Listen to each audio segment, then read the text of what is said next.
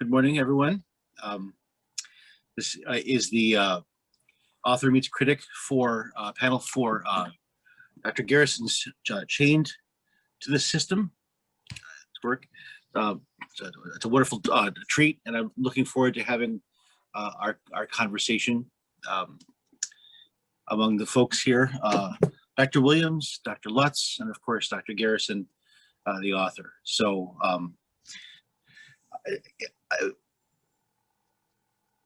I think I'd like to just, before we have a schedule, and I want to honor that schedule, and we have time, we have plenty of things to talk about. But before we do, I just want to take a second briefly, if we can, and just have a brief moment of remembrance. And it's gut-wrenching that we have to do this, and in this context, we must, for Dante Wright. So let's just, if we can, just take just a few moments and hold before us the tragedy, the recent tragedy in Minnesota.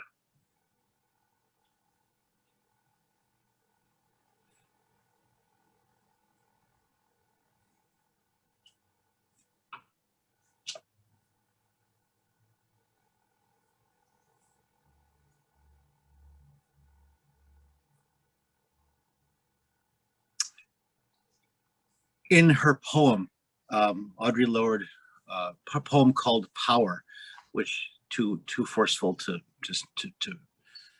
bring to us right now in its entirety, she writes about trying to make power out of hatred and destruction, trying to heal my dying son with kisses. Only the sun will bleach his bones quicker. It's in that spirit, I think, that we gather and that we honor this work that Dr. Garrison has given us. And so, without further ado, I'd like to just turn the floor to Dr. Garrison. Please tell us about your work. Hello, good afternoon, all. My goal in Chained to the System was to write a book that provided the reader with an explanation of criminal justice policy and how that policy is a result of American history and American political history. My goal was to put race and criminal justice in a historical context. The book begins with explaining why the politics of criminal justice policy in America is racialized. The racialization dates from the slave codes in the 1620s through the slave laws of the middle and late 17th century, through the Black codes and the Jim Crow laws passed after the Civil War, through the modern drug laws in the 1970s and 80s. I also look at the history of policing in America. As a matter of history, policing in America, especially in the South, was birthed by racial fears and desire to control the slave and then the free Black population in the colonies and then in America as a whole. This history is part of a broader American political history of slavery and the justifications of slavery. From Thomas Jefferson and his arguments that Blacks were inferior to whites, biologically, to John Calhoun and his statement that slavery was a positive good and placed Blacks in their proper place, to Jefferson Davis, who defended white supremacy and states' rights, to Alexander Stephens in his cornerstone speech establishing why the Confederacy exists, to the national adoption of Jim Crow. This history progressed to Lyndon Johnson, asserting that Black crime was due to social injustice, to Richard Nixon, Ronald Reagan, and modern social conservatives today, who assert that Blacks are disproportionately criminal. The history of these narratives provided the foundation for the various politics and policies of criminal justice. The criminal justice system, being a system of social control of Blacks, begins with the policies of the post-Reconstruction era. These policies include vagrancy laws, the criminal enforcement of labor contract disputes with criminal anti-enticement laws, contract enforcement laws, and false pretense laws. These policies were supplemented with the criminal justice policies of peonage, criminal surety, the pig laws, convict leasing, vagrancy, and apprentice laws, all of which implemented the political narrative that Blacks had to be placed in social control after the fall of slavery, all of which together formed a system of slavery by another name. In my book, I place this history within American political rhetoric and narratives, which formed the politics of the post-World War II America. This rhetoric included the rise of modern social conservative versus progressive explanations of crime. Between 1964 and 1972, the modern development of crime and what crime looks like resulted in the determination that crime had a Black face. Both the Democrats under President Johnson and the Republicans under Senator Barry Goldwater and Richard Nixon agreed that crime was urban and Black. The disagreement was why. This agreement explains the politics of crime control for the remaining half of the 20th century into the first decade of the following century. Other topics in my book include Supreme Court criminal justice jurisprudence and how the court enhanced the race dynamic within the development of criminal justice policy and how its jurisprudence regarding the Fourth, Fifth, and Sixth Amendments reflect the social political rhetoric dynamics of the crime control era of the 1980s and 90s. In my book, I try to be comprehensive in explaining this social and political history in order to place American criminal justice history and policy in context and provide the reader with a better understanding of both how and why American criminal justice discussions and debates always involve race, when in theory, criminal justice policy development should not involve race.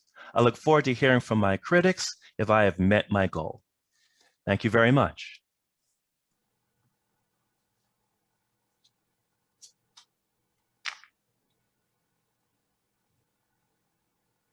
You're muted. We can't hear you. Sorry. Dr. Williams, Dr. Lutz, please, who would like to go first with comments? The idea basically, I should review this. The plan he presents, each of us then gives a few minutes of comment, and then we would have a conversation, and then the floor will be open for questions. So I would be thrilled to have either of you. I'll make a couple of comments. Thank you, if you please. don't mind. Absolutely. Thank you very much, author, for Dr. Garrison, for writing this book. Not only did I find it fascinating in some places, interesting, certainly educational, insightful, timely, very timely, considering what's going on today, what's going on in this country today, and certainly on target. So thank you very much for that.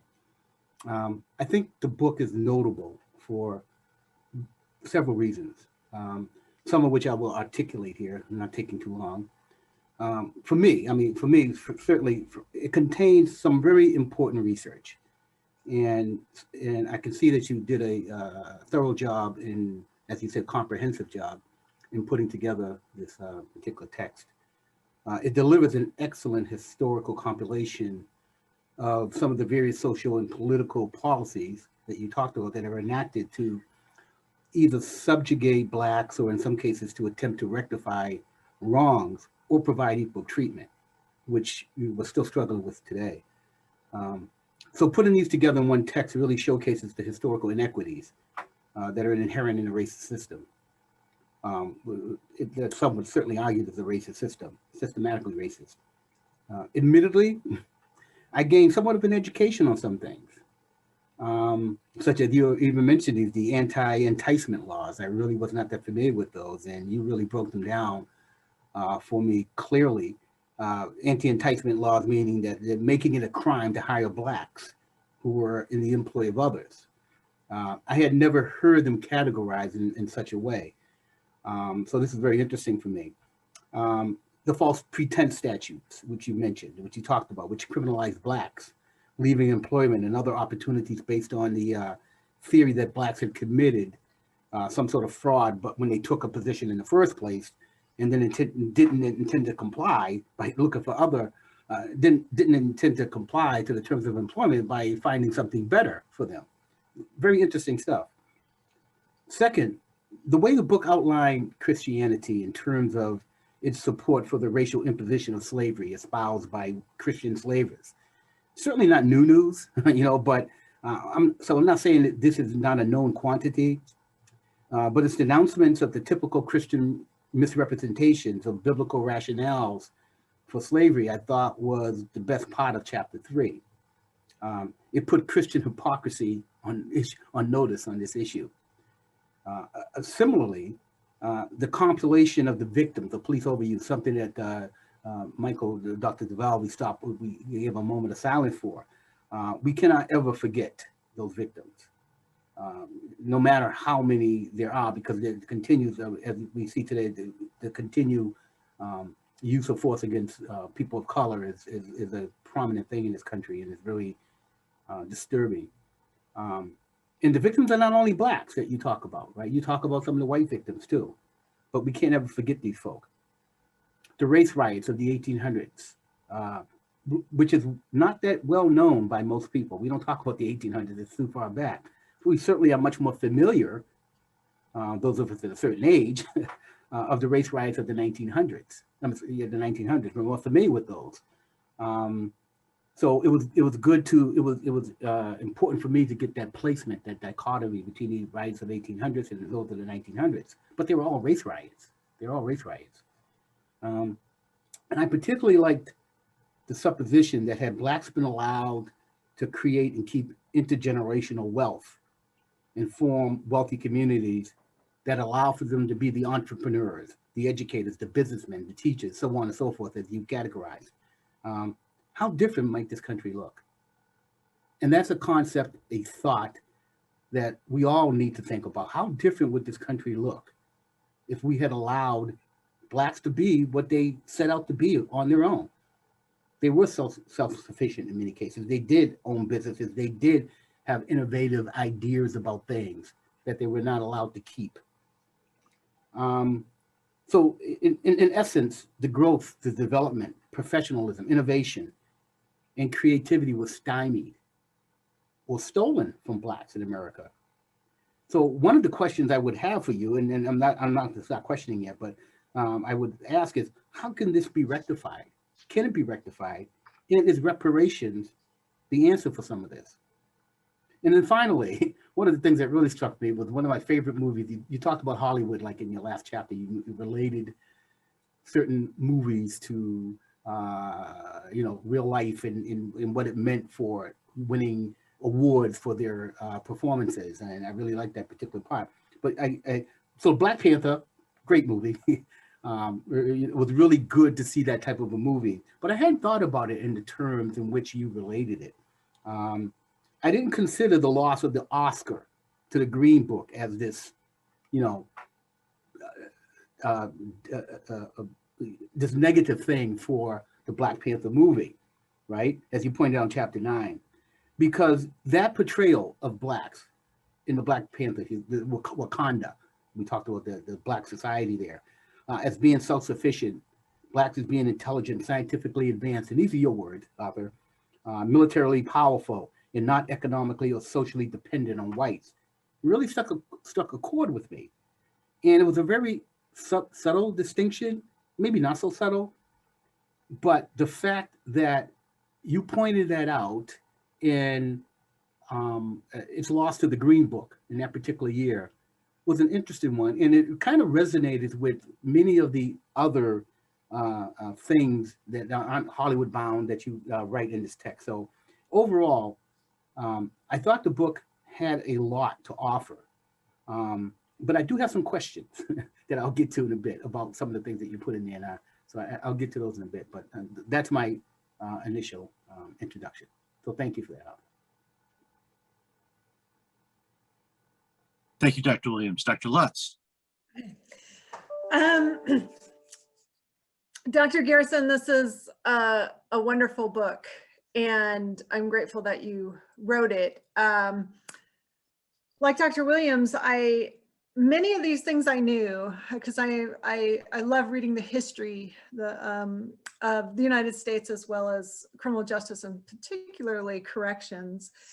And so many of these things I knew, but I think one of the most powerful things about your work is that you tie them together in this chronology that I think too often we never get the whole picture, the entirety of it in its depth. We get sections of it related to a specific history, but not sort of the entirety and the depth that you provide. So I'm grateful that you committed yourself to this work. Most of my comments were actually written in the form of questions, because as I was reading your work, I was constantly extrapolating it to now.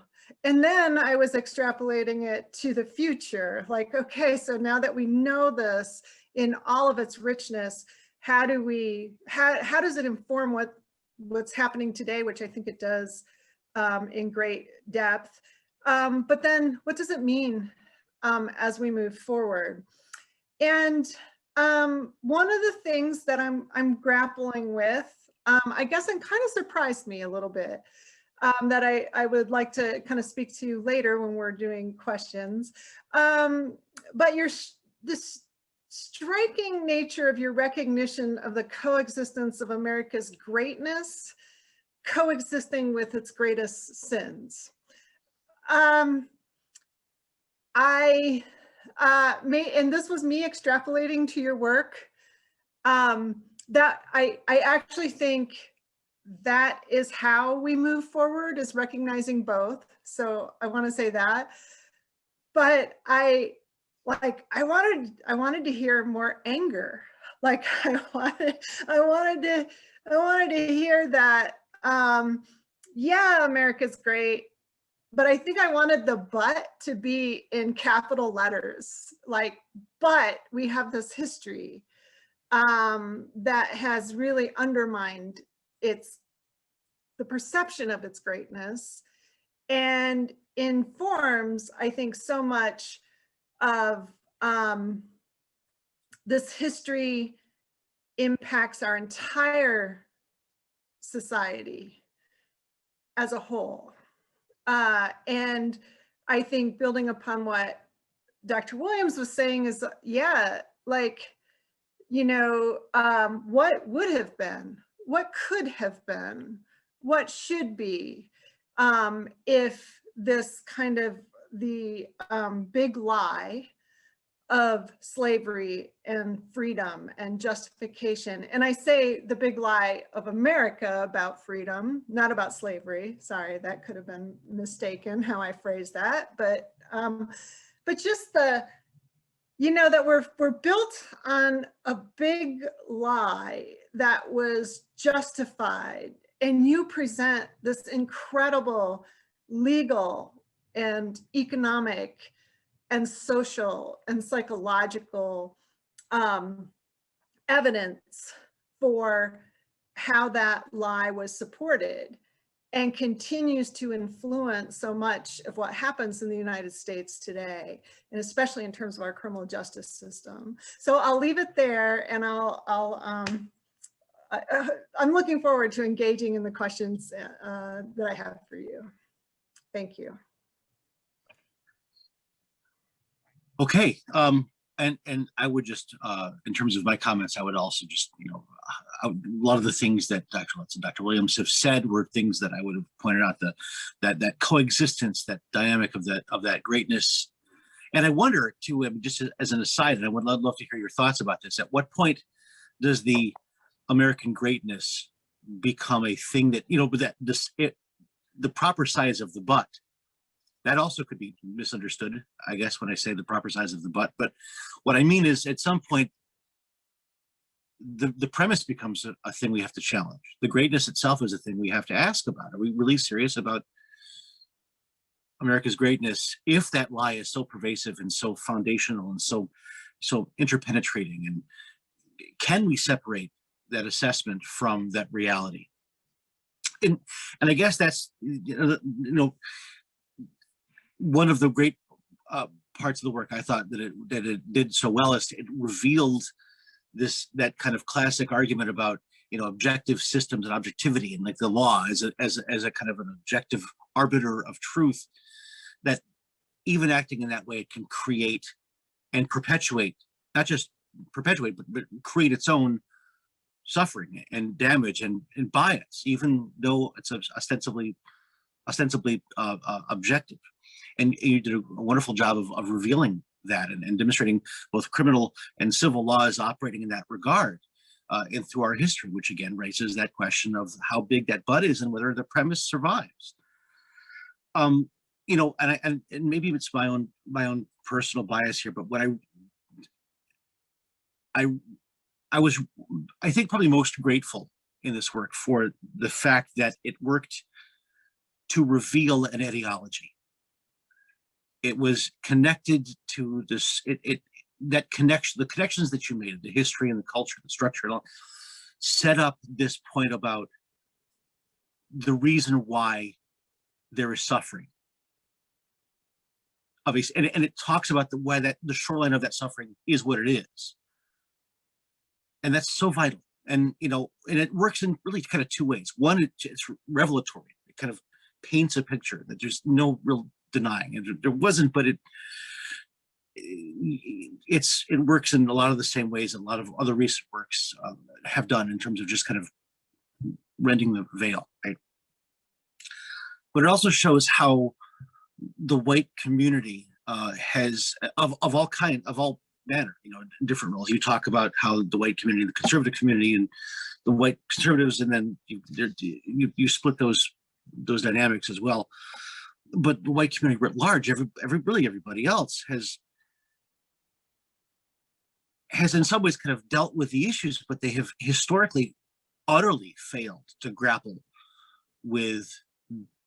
They've utterly failed to listen and to try to understand, connect with the pain they've caused, and what those things, what that means, and how to respond, and how to understand this experience, and you mentioned the movies, and I think those movies obviously play a significant role in that, and how we understand ourselves and our responsibilities, and how that's going to play out. And as Dr. Lutz has asked about this, and Dr. Williams too, with the so what, right? What's this now we see this. What I was left asking about is what now? And maybe I guess I could stop talking. I could talk for quite a while on this, and I'm going to not do that. So let's open the floor to dialogue, guys. Okay. Well, thank you all. First, thank you for reading the book and your thoughts. Let me start with saying that the so what of my conclusions is, unless we understand how our criminal justice system developed, we won't be able to have a serious conversation about how to fix what needs to be fixed, and what needs to be fixed, and why it needs to be fixed. You know, Dr. Williams, when you talked about, when I discussed the movies, right? And if you go back to, I think it was in the middle late 80s, I forget the year that it was, when Glory came out, right? And Glory is about the great Massachusetts 54th, right? And how they fought with great courage. And the movie had some subtleties in it that always struck me, right? Because you have Morgan's character, I forget actors' names, I'm sorry, but the Master Sergeant, right? Morgan's character, right? His character represented the Black man that knew racism was running wild, but that didn't mean he ran wild, right? And then the character by Denzel was the young man who wanted to fight, that was angry about slavery, but because he was angry about slavery, he was angry about everything else, and he was starting trouble all over the place, right? And the Morgan character had to straighten out the other character. Okay, so when the Oscars come around, they start handing those out. Morgan Freeman did not get nominated, right? But Denzel's character did. Mm. And it was the subtlety in that I think struck me. Not to mention the whole movie generally got overlooked, and the only I think it got 2 technical Oscar awards, and then Denzel got an award for Best Supporting Actor. Okay, and then I talk about Denzel Washington and his wonderful career. You realize that the only Oscar he ever got when he played a psychopathic homicidal cop, right? All the great characters he's played, and when he plays somebody who is so criminal that there's no debate on the issue, that's the one he gets the Oscar for. All right, now the acting job was wonderful, don't get me wrong. But what I'm saying though is, really, what is that where is that coming from, that character is the one that is his best performance, i.e. as far as the Oscar is concerned? These are those subtle things that I try and flesh out in the book. Like, for instance, we talk about that,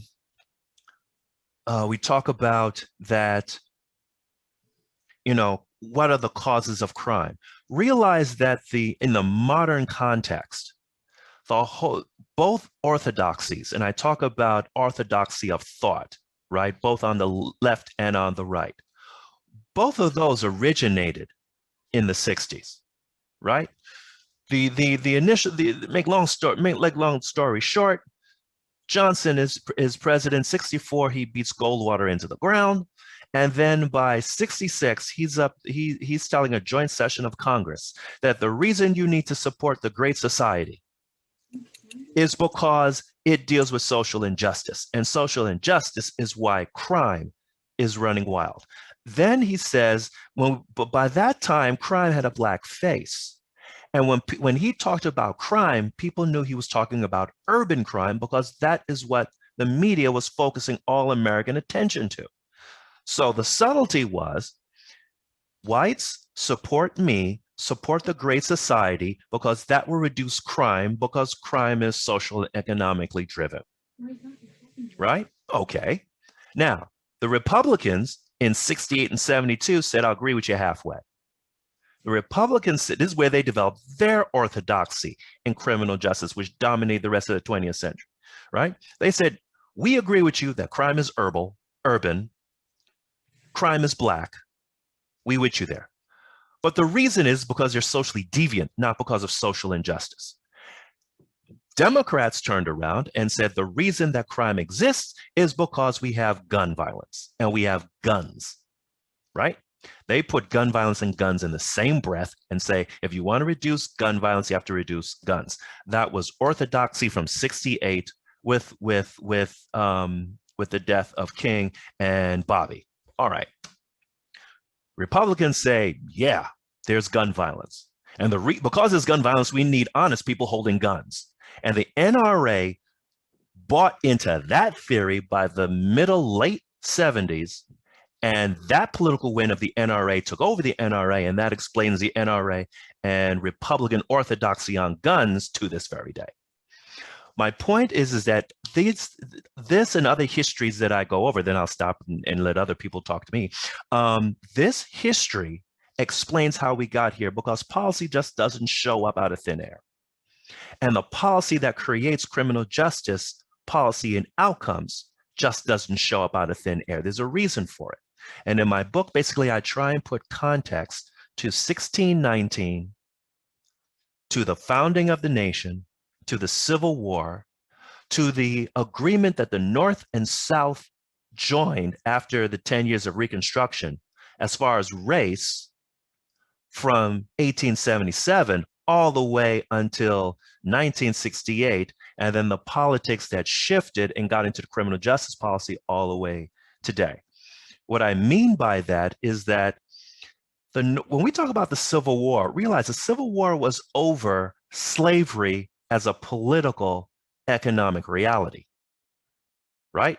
The North and South had their issues, and it's time that they had to settle once and for all. Can a free capitalistic society have half of the economic system in slavery? Politically, are we going to let the South always run the North? All right, slavery, right? Okay. The moral concept of Blacks being enslaved attached thereof. But there was no dispute between North and South, between slave owners and abolitionists, that whites were above blacks. The social concept that blacks were inferior to whites, the North and South wasn't having an argument over. That's not what the Civil War was over. So after Reconstruction ended and the North got tired of defending the former slaves, the North and the South and America bonded and healed over the solve of racism and black inferiority on the backs of blacks. And that's how the North and South came back to understand each other. The South said, fine, we agree. Slavery, no good. You won, we lost, okay. Blacks inferior, you agree with us. And that's 100 years, right? That takes another 100 years in 1968 before we take that out of the law, much less out of people's hearts. We're at the stage of trying to take that out of people's hearts, right? Our parents' generation took that out of the law. That's what that's what King's generation is for. They took white superiority over blacks drilled into the law, systematic racism. They won that fight. Okay, then. The overall meaning of all of that from 1619 to 1968, and then what did that produce as America functions? That's systemic racism. That's implicit bias. That's underlying racism instead of the good old-fashioned racism our parents and grandparents had to deal with when the Klan's walking down Pennsylvania Avenue, right? It's a different thing. That's why our conversations have to be both more nuanced, but if we don't have a sense of history, we don't explain why in 2021, race is always an issue when we talk about criminal justice, which if you talk about criminal justice as a machine, as an institution, as a purpose, race should not be an issue. It should be how we deal with somebody accused of a crime and what the police can do and what judges do and so on and so on. Everything we do in introduction to criminal justice. Race shouldn't be an issue. So why is it always an issue anytime we talk about anything in criminal justice? Well, now you need a historical, political context for that. And that is what I hope my book provides the reader.